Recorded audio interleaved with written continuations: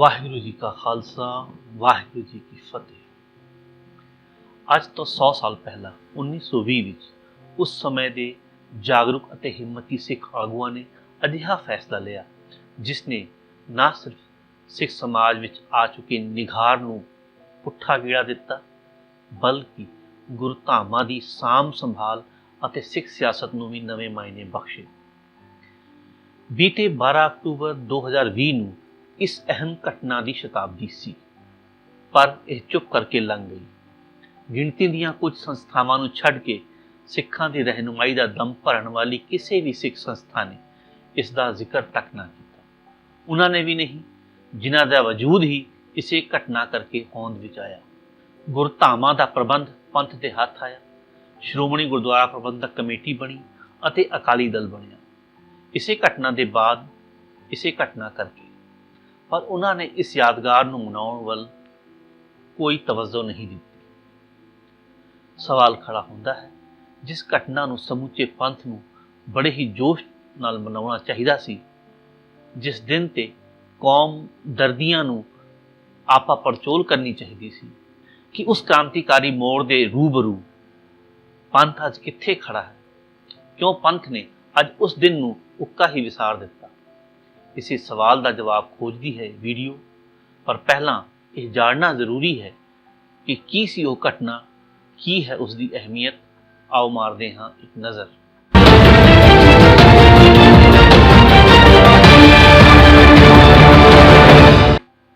ਕੀ ਕੋਈ ਯਕੀਨ ਕਰੇਗਾ ਕਿ 20ਵੀਂ ਸਦੀ ਦੇ ਆਰੰਭ ਤੱਕ ਕਦੇ ਸ੍ਰੀ ਦਰਬਾਰ ਸਾਹਿਬ ਵਿੱਚ ਸਮਾਜ ਦੇ ਨੀਚ ਸਦਾਏ ਜਾਣ ਵਾਲੇ ਵਰਗ ਨੂੰ ਕੜਾਹ ਪ੍ਰਸ਼ਾਦ ਦੀ ਦੇਗ ਚੜਾਉਣ ਦੀ ਆਗਿਆ ਨਹੀਂ ਸੀ। ਉਹਨਾਂ ਦੀ ਅਰਦਾਸ ਨਹੀਂ ਸੀ ਕੀਤੀ ਜਾਂਦੀ। ਉਹਨਾਂ ਦਾ ਦਰਬਾਰ ਸਾਹਿਬ ਆਉਣ ਜਾਣ ਦਾ ਰਸਤਾ ਅਲੱਗ ਸੀ, ਦਰਸ਼ਨਾਂ ਦਾ ਸਮਾਂ ਨਿਸ਼ਚਿਤ ਸੀ, ਸਰੋਵਰ ਵਿੱਚ ਇਸ਼ਨਾਨ ਲਈ ਵੱਖਰੀ ਥਾਂ ਮੁਕਰਰ ਸੀ। ਇਹੀ ਨਹੀਂ, ਦਰਬਾਰ ਸਾਹਿਬ ਵਿੱਚ ਥਾਂ ਥਾਂ ਤੇ ਮੂਰਤੀਆਂ ਸਥਾਪਿਤ ਕਰਕੇ ਗੁਰੂ ਆਸ਼ੇ ਦੀ ਸ਼ਰੇਆਮ ਬੇਅਦਬੀ ਕੀਤੀ ਜਾ ਰਹੀ ਸੀ। ਇਹ ਸਭ ਉਸ ਥਾਂ ਤੇ ਹੋ ਰਿਹਾ ਸੀ ਜਿਸ ਦੀ ਸਥਾਪਨਾ ਹੀ ਮਨੁੱਖੀ ਬਰਾਬਰਤਾਈ, ਮਨੁੱਖੀ ਆਜ਼ਾਦੀ ਅਤੇ ਸਰਬ ਸਾਂਝੀਵਾਲਤਾ ਦੀ ਕ੍ਰਾਂਤੀ ਲਿਆਉਣ ਲਈ ਹੋਈ ਸੀ। ਇਹ ਕਿਉਂ ਹੋ ਰਿਹਾ ਸੀ? ਕੌਣ ਜ਼ਿੰਮੇਵਾਰ ਸਨ ਇਸ ਦੇ ਲਈ? ਗੁਰੂ ਘਰਾਂ ਵਿੱਚ ਅਜਿਹੀਆਂ ਸੰਕੀਰਨ ਗੈਰ ਮਨੁੱਖੀ ਬ੍ਰਾਹਮਣੀ ਰਵਾਇਤਾਂ ਕਦ ਆ ਵੜੀਆਂ, ਇਸ ਦਾ ਵੀ ਜ਼ਿਕਰ ਕਰਾਂਗੇ। ਪਰ ਪਹਿਲਾਂ ਜਾਣਦੇ ਹਾਂ ਉਸ ਘਟਨਾ ਬਾਰੇ ਜਿਸ ਨੇ ਸਿੱਖ ਸਮਾਜ ਨੂੰ ਮੁੜ ਆਪਣੀਆਂ ਜੜ੍ਹਾਂ ਨਾਲ ਜੋੜਿਆ, ਗੁਰੂ ਆਸ਼ੇ ਨਾਲ ਜੋੜਿਆ। ਗੱਲ 1920 ਦੀ ਹੈ। ਇਹ ਉਹ ਦੌਰ ਸੀ ਜਦ ਸਿੱਖ ਸ਼ਖਸੀਅਤਾਂ ਅਤੇ ਜਥੇਬੰਦੀਆਂ ਗੁਰਧਾਮਾਂ ਦਾ ਪ੍ਰਬੰਧ ਦੁਰਾਚਾਰੀ ਪੁਜਾਰੀਆਂ ਤੋਂ ਖੋਹ ਕੇ ਸਿੱਖ ਪ੍ਰਤੀਨਿਧਾਂ ਦੇ ਹੱਥ ਲੈਣ ਦੀ ਮੁਹਿੰਮ ਚਲਾ ਰਹੀਆਂ ਸਨ। ਸਿੰਘ ਸਭਾ ਲਹਿਰ ਅਤੇ ਖਾਲਸਾ ਬਿਰਾਦਰੀ ਕਾਰਜ ਸਾਧਕ ਦਲ ਵਰਗੀਆਂ ਸੰਸਥਾਵਾਂ ਲੋਕਾਂ ਨੂੰ ਇਹਨਾਂ ਮਹੰਤਾਂ ਪੁਜਾਰੀਆਂ ਵੱਲੋਂ ਗੁਰਦੁਆਰਿਆਂ ਵਿੱਚ ਚਲਾਏ ਜਾ ਰਹੇ ਮਨੂਵਾਦੀ ਬ੍ਰਾਹਮਣਵਾਦ, ਜਾਤ ਪਾਤ, ਛੂਆ-ਛੂਤ, ਮੂਰਤੀ ਪੂਜਾ ਦੇ ਖਿਲਾਫ ਜਾਗਰੂਕ ਕਰ ਰਹੀਆਂ ਸਨ। ਇਸੇ ਉਦੇਸ਼ ਲਈ 10, 11 ਅਤੇ 12 ਅਕਤੂਬਰ 1920 ਨੂੰ ਜਲਿਆਂਵਾਲਾ ਬਾਗ ਵਿੱਚ 3 ਰੋਜ਼ਾ ਸਮਾਗਮ ਰੱਖਿਆ ਗਿਆ। ਉਸੇ ਜਲਿਆਂਵਾਲਾ ਬਾਗ ਵਿੱਚ ਜਿੱਥੇ 1 ਸਾਲ ਪਹਿਲਾਂ 1919 ਦੀ ਵਿਸਾਖੀ ਦੌਰਾਨ ਡੁੱਲਿਆ ਲਹੂ ਅਜੇ ਸੁੱਕਿਆ ਵੀ ਨਹੀਂ ਸੀ। ਇਸ ਸਮਾਗਮ ਵਿੱਚ ਨਾ ਸਿਰਫ ਅਖੌਤੀ ਨੀਵੀਂ ਜਾਤ ਤੇ ਦਲਿਤ ਕਹੇ ਜਾਣ ਵਾਲੇ ਕਾਫੀ ਤਾਦਾਦ ਵਿੱਚ ਲੋਕ ਸ਼ਾਮਿਲ ਹੋਏ, ਬਲਕਿ ਖਾਲਸਾ ਕਾਲਜ ਦੇ ਵਿਦਿਆਰਥੀਆਂ, ਪ੍ਰੋਫੈਸਰਾਂ ਨੇ ਵੀ ਵੱਧ ਚੜ੍ਹ ਕੇ ਹਿੱਸਾ ਲਿਆ।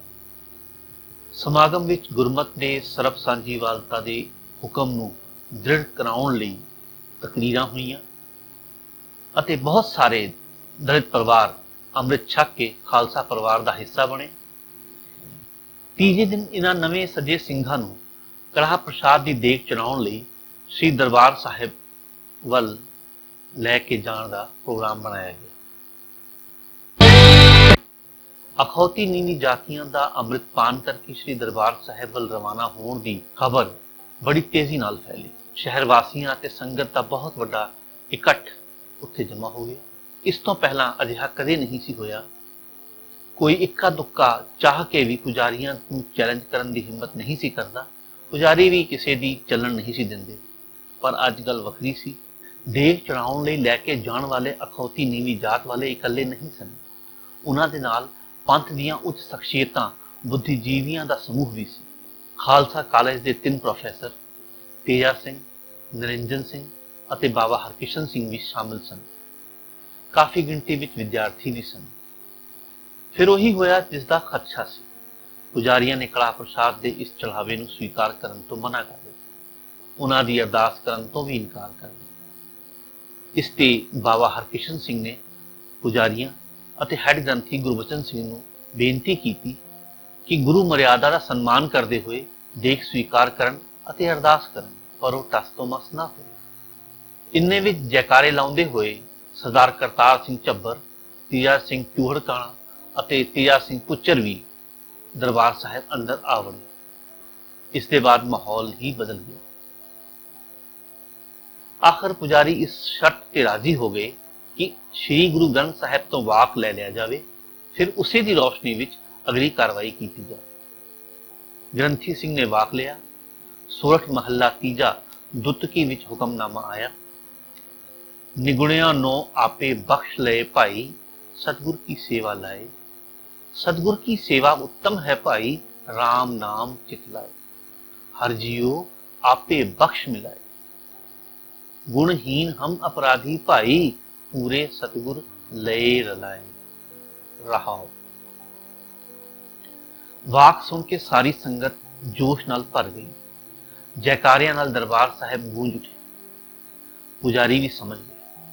उन्हां देख प्रवान करके अरदास की ਅਤੇ ਆਈ ਹੋਈ ਸੰਗਤ ਵਿੱਚ ਕੜਾਹ ਪ੍ਰਸ਼ਾਦ ਦੀ ਦੇਗ ਨੂੰ ਵੰਡਿਆ।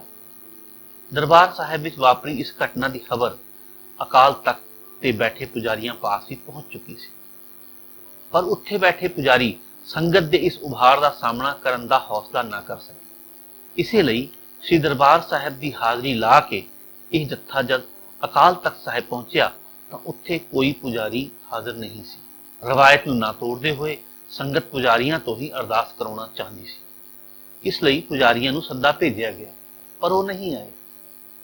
ਇਸ ਦੀ ਇਤਲਾ ਸਰਦਾਰ ਸੁੰਦਰ ਸਿੰਘ ਸਰਬਰਾਹ ਨੂੰ ਦਿੱਤੀ ਗਈ। ਉਹਨਾਂ ਨੇ ਵੀ ਕੋਸ਼ਿਸ਼ ਕੀਤੀ, ਪਰ ਪੁਜਾਰੀ ਨਾ ਮੰਨੇ। ਇਸ ਤੇ ਭਾਈ ਕਰਤਾਰ ਸਿੰਘ ਝੱਬਰ ਨੇ ਕਾਰਵਾਈ ਦੀ ਕਮਾਨ ਆਪਣੇ ਹੱਥ ਲੈ ਲਈ। ਸੰਗਤ ਨੂੰ ਸੰਬੋਧਨ ਕਰਦੇ ਹੋਏ ਉਹਨਾਂ ਨਿਸ਼ਕਾਮ ਭਾਵ ਨਾਲ ਸੇਵਾ ਲਈ ਤਿਆਰ ਮਰਜੀਵੜੇ ਗੁਰਸਿੱਖਾਂ ਨੂੰ ਅੱਗੇ ਆਉਣ ਲਈ ਸੱਦਾ ਦਿੱਤਾ।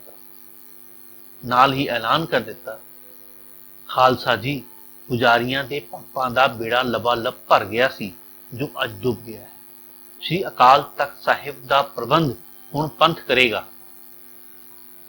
ਇੱਥੇ ਹੀ 17 ਮੈਂਬਰੀ ਕਮੇਟੀ ਬਣਾ ਕੇ ਭਾਈ ਤੇਜਾ ਸਿੰਘ ਪੁੱਚਰ ਨੂੰ ਸ੍ਰੀ ਅਕਾਲ ਤਖਤ ਸਾਹਿਬ ਦਾ ਜਥੇਦਾਰ ਥਾਪਿਆ ਗਿਆ, ਜਿਸ ਦੀ ਪ੍ਰਵਾਨਗੀ ਹਾਜ਼ਰ ਸੰਗਤ ਨੇ ਜੈਕਾਰਿਆਂ ਦੀ ਗੂੰਜ ਨਾਲ ਦਿੱਤੀ।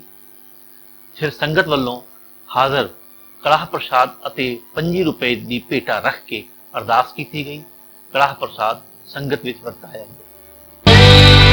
ਭਾਵੇਂ ਕਿ ਸਭ ਕੁਝ ਸ਼ਾਂਤੀ ਨਾਲ ਨਿਬੜ ਗਿਆ, ਪਰ ਅਚਨਚੇਤ ਵਾਪਰੀ ਇਸ ਤਖਤਾ ਪਲਟ ਘਟਨਾ ਨੇ ਨਾ ਸਿਰਫ ਪੁਜਾਰੀਆਂ ਨੂੰ ਨਿਰਜਿੰਦ ਕਰਕੇ ਰੱਖ ਦਿੱਤਾ, ਬਲਕਿ ਅੰਗਰੇਜ਼ ਅਫਸਰਸ਼ਾਹੀ ਵੀ ਹੱਕਾ ਬੱਕਾ ਰਹੀ।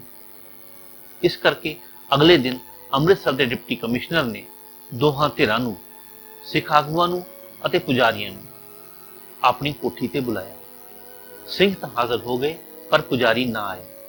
ਫਿਰ ਡਿਪਟੀ ਕਮਿਸ਼ਨਰ ਨੇ ਗੁਰਦੁਆਰਿਆਂ ਦੇ ਪ੍ਰਬੰਧ ਲਈ ਇੱਕ ਕਮੇਟੀ ਬਣਾਉਣ ਦਾ ਸੁਝਾਅ ਦਿੱਤਾ, ਜਿਸ ਆਧਾਰ ਤੇ ਸਰਦਾਰ ਸੁੰਦਰ ਸਿੰਘ ਸਰਬਰਾਹ ਦੀ ਅਗਵਾਈ ਵਿੱਚ 9 ਮੈਂਬਰੀ ਕਮੇਟੀ ਬਣਾ ਕੇ ਸ੍ਰੀ ਦਰਬਾਰ ਸਾਹਿਬ ਸਮੇਤ ਅੰਮ੍ਰਿਤਸਰ ਦੇ ਸਾਰੇ ਗੁਰਦੁਆਰਿਆਂ ਦਾ ਪ੍ਰਬੰਧ ਸਿੱਖ ਨੁਮਾਇੰਦਿਆਂ ਦੇ ਹੱਥ ਦੇ ਦਿੱਤਾ ਗਿਆ।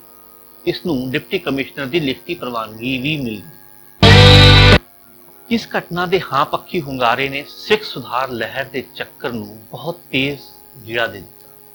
ਪੰਥ ਨੇ 1 ਮਹੀਨੇ ਬਾਅਦ 15-16 ਅਕਤੂਬਰ 1920 ਨੂੰ ਸ੍ਰੀ ਅਕਾਲ ਤਖਤ ਸਾਹਿਬ ਦੀ ਰਹਿਨੁਮਾਈ ਵਿੱਚ ਸਰਬਤ ਖਾਲਸਾ ਸਮਾਗਮ ਕੀਤਾ, ਜਿਸ ਵਿੱਚ ਸ਼੍ਰੋਮਣੀ ਗੁਰਦੁਆਰਾ ਪ੍ਰਬੰਧਕ ਕਮੇਟੀ ਅਤੇ ਸ਼੍ਰੋਮਣੀ ਅਕਾਲੀ ਦਲ ਨੇ ਜਨਮ ਲਿਆ। ਇਸ ਤਰ੍ਹਾਂ ਇਹ ਇੱਕ ਘਟਨਾ ਗੁਰਦੁਆਰਾ ਸੁਧਾਰ ਲਹਿਰ ਦਾ ਮੁੱਢ ਵੱਜਦੀ ਹੈ, ਸਿੱਖ ਸਿਆਸਤ ਨੂੰ ਨਵੇਂ ਪੜਾਅ ਵਿੱਚ ਲੈ ਕੇ ਆਉਂਦੀ ਹੈ। ਸਵਾਲ ਉੱਠਦਾ ਹੈ ਕਿ ਏਕ ਪਿਤਾ ਏਕਸ ਕੇ ਹਮ ਬਾਰਿਕ ਅਤੇ ਮਾਨਸ ਕੀ ਜਾਤ ਸਭੈ ਏਕੇ ਪਹਿਚਾਨਬੋ ਦਾ ਹੋਕਾ ਦੇਣ ਵਾਲੇ ਗੁਰਧਾਮਾਂ ਵਿੱਚ ਆਖਰ ਛੂਆ ਛੂਤ ਵਰਗੀਆਂ ਇਹ ਮਨੂਵਾਦੀ गैर मनुखी अलामतां किवें आवड़ीਆਂ। इस बाबत विद्वान एक मत ਹਨ कि इस दी शुरुआत उस समय हुई जद 18वीं सदी ਵਿੱਚ जंगल ਵਿੱਚ ਵਿਚਰਦੇ मुगल सल्तनत ਨਾਲ ਲੋਹਾ ਲੈਂਦੇ ਸਿੱਖਾਂ ਦੇ ਗੁਰਧਾਮਾਂ ਦਾ ਪ੍ਰਬੰਧ ਉਦਾਸੀ ਮਹੰਤਾਂ ਦੇ ਹੱਥ ਚਲਾ ਗਿਆ। महाराजा रणजीत सिंह के राज दौरान भी यह प्रबंध इन्हां दे पास ही रहा, क्योंकि यह प्रबंध पीढ़ी दर पीढ़ी महंतां दे परिवार कोल ही रहा। संगतां ते तां गलबा कायम होना ही सी, सरकारी दरबारे भी इन्हां दा खासा असर रसूख बन गया।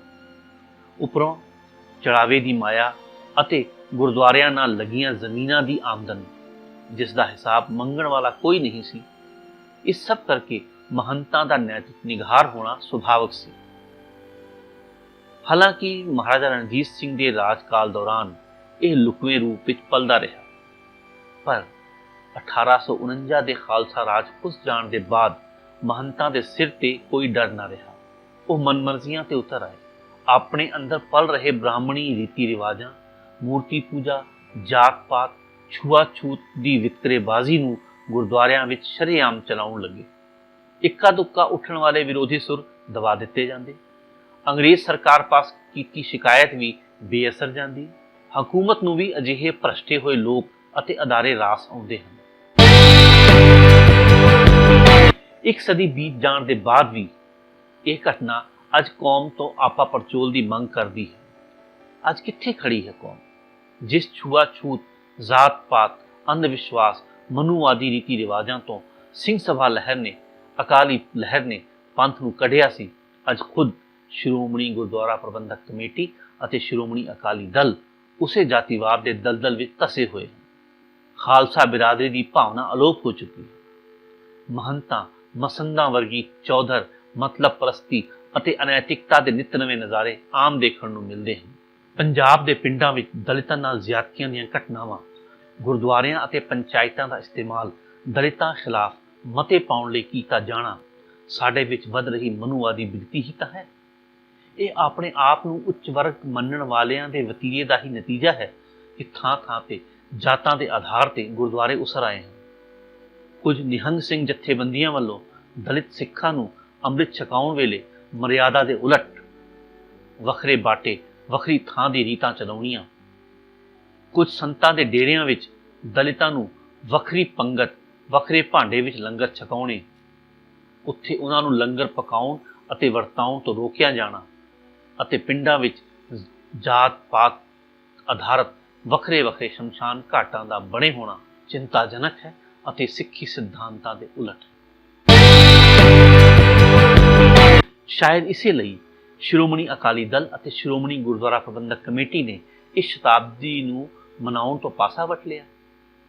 ਪਰ ਚੰਡੀਗੜ੍ਹ ਦੀਆਂ ਸੰਸਥਾਵਾਂ ਕੇਂਦਰੀ ਸ੍ਰੀ ਗੁਰੂ ਸਿੰਘ ਸਭਾ, ਸਿੱਖ ਵਿਚਾਰ ਮੰਚ, institute of Sikh studies, global Sikh council ने अपनी जिम्मेवारी नूं निभाया। उन्हां दलित एंड माइनॉरिटीज़ ऑर्गेनाइजेशन पंजाब नाल रल के सारा साल पहला पंजाब विच कई थां ते सैमीनार कीते अते बीती 12 अक्तूबर नूं पूरी शिद्दत नाल अमृतसर विखे शताब्दी समारोह मनाया।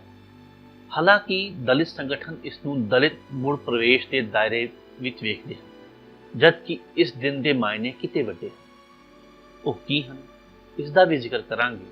पर पहला ये दस दईए कि केंद्री श्री गुरु सिंह सभा ने इस शताब्दी नूं यादगार बनाउण लई ਗਿਆਨੀ ਹੀਰਾ ਸਿੰਘ दर्द के मासिक परचे फुलवाड़ी के अप्रैल 1928 के विशेष अंक छूत तोड़क अंक नूं जात का गर्भ नाम के किताब रूप में छाप के वंडिया।